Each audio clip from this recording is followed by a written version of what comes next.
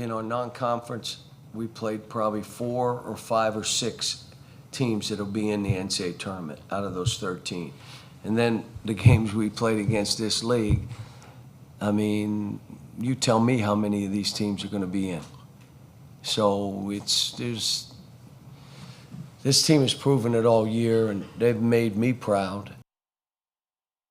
All right, that was John Calipari after the Ole Miss game just a few days ago in the SEC basketball tournament. He's proud of his team, and he should be, the way that they've mounted a comeback in the last month of the season to be able to get to this point, to be able to get to the 10 seed in the NCAA basketball tournament. And here we are at my big board looking at our bracket. Here's the complete West region in the NCAA basketball tournament. Florida, the 1 seed, St. John's, the 2 seed. The Razorbacks probably going to have to face off against the Red Storm if they can take down the Jayhawks in the first round. Here's a complete look at what the round of 64 looks like, but I want to fill it out. I don't know if I can fill out the entire thing. I don't know if I'm quite that expert. I'm no Joe Lenardi, but I want to fill out this bottom part. So let's move to this bottom part. Facing off in the 6-11 matchup, Missouri-Drake, Texas Tech, UNC Wilmington, Kansas and the Razorbacks, and then St. John's and Omaha. We'll start at the very top before we get to the Razorbacks and talking about that matchup with the Jayhawks.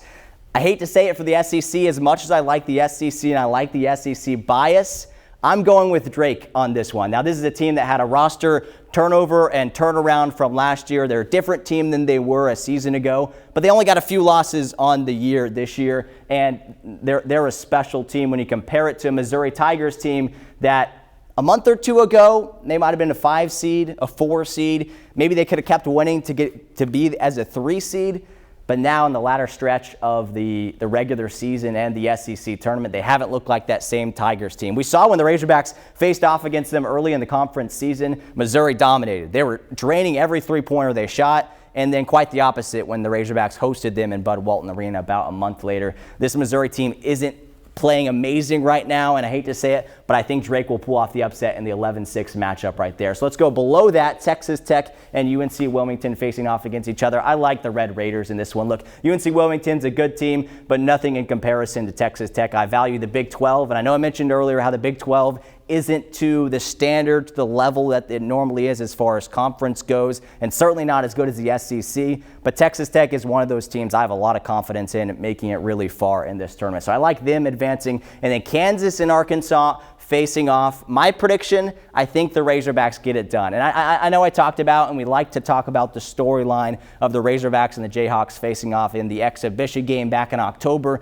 But as I've kind of mentioned, and so did John a little bit a few minutes ago, I think that's two completely different teams facing off against each other. Saying that, I actually think that helps the Razorbacks. One, as John mentioned, Arkansas didn't have Jonas Adu. He was out with an injury, the big man for the Razorbacks that has been playing his best basketball right now. This is a guy who was second-team all-conference with Tennessee last season, and he's been playing better and better as the season goes along. On the flip side, Kansas, the 7'2 big man, Hunter Dickinson, really good on offense, not so good on defense. So I look for Adu to take advantage of that. I look for Zvonimir Ivisic to take advantage of that for the Razorbacks. I know he hasn't had as quite of a good games as normal for Arkansas, especially down the stretch. But I don't think we saw Big Z play to anywhere close to his potential in that game back in October. And I don't think Hunter Dickinson can guard Big Z. Even though they're about the same size, I think Z is quicker. And I think at times he can be better. And you got a tall guy who can guard Dickinson. So that's a big first-round matchup for the Razorbacks. It's a tough one.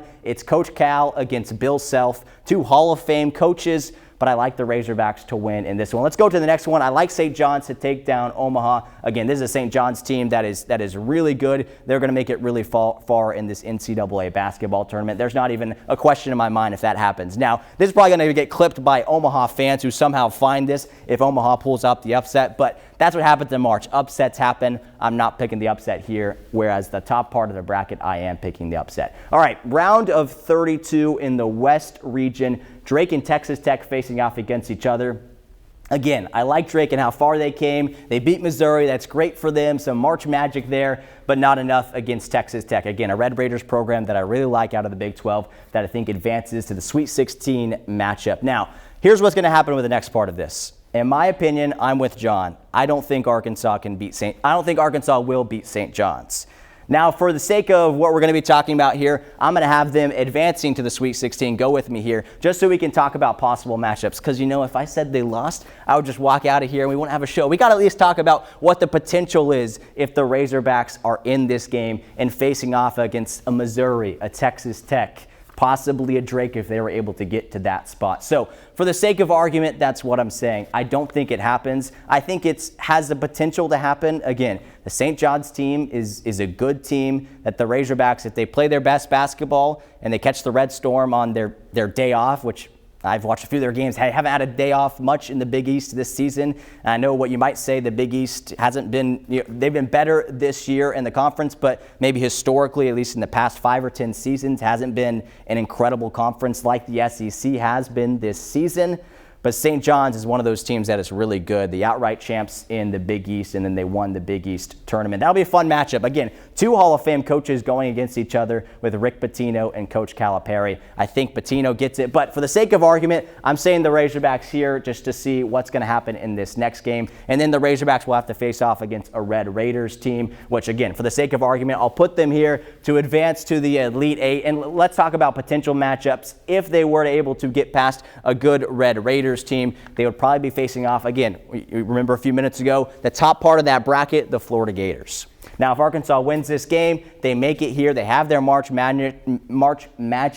They have the potential to make it here. The way they've played at times this season, that gives me a little bit of confidence to put them in this game and to put them maybe taking down Florida in that Elite Eight matchup to make it to the Final Four. Now, I'm not saying that completely yet. I'm just saying that's a possibility. And if the Hogs were to make it all the way to this point, it's probably going to be the Gators. It's probably going to be a rematch with the Florida Gators team that Arkansas played early on in this season in the conference in the conference tournament. And let's go and look at back to the full 16 bracket so we can see here what it would look like if Arkansas advanced to Elite Eight. You saw a little bit of my prediction, what potentially it could be like if Arkansas made it to this Elite Eight. You see Florida's up there. They could get another team like a Memphis or a Maryland. I think Florida is not only the best team in this region, I think they're probably the best team in the country. They've had some really impressive road victories in the SEC, and they just won the SEC tournament. So I really like the Gators. I don't think the Razorbacks would have much of a chance, but it's that redemption story that if the Razorbacks can get to this point in the Elite Eight, that they have another chance against the Gators. They have a relatively healthy Boogie Fland facing off against the Gators. A Gators team that, again, is really good, is the best in the SEC, and is in an SEC conference that is the best conference in like the history of college basketball. So there's kind of an outline of what the summarizing could look like for the Razorbacks in order to advance to the Elite Eight, who they've got, and you know, none of this matters if Arkansas doesn't get past the Jayhawks, a Jayhawks team that will probably be favored in this one against the Razorbacks. So we'll see how that goes throughout the course of this week. Again, that game Thursday in Providence, Rhode Island. So if you're a Razorback fan, you want to go up to Providence. I think it'd be a fun trip, but yeah, that'd be a little bit of a long flight or a long drive, whatever way you want to look at it. But